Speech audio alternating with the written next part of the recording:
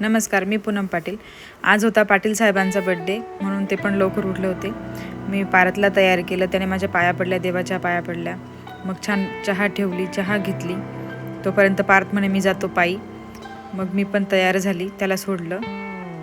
नंतर देवपूजा झाली। नंतर आम्ही दोघं जण बाहेर गेलो, मंदिरात जायचं होतं। मग हे म्हणे अगोदर आपण नाश्ता करून घेऊ। पोहे खाल्ले, डोसा खाल्ला, नंतर गुळाची चहा पिली।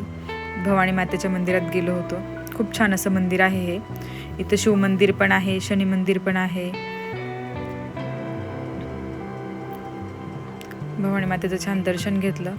हे पण शनी मंदिरमध्ये पण गेलो, दर्शन घेतलं।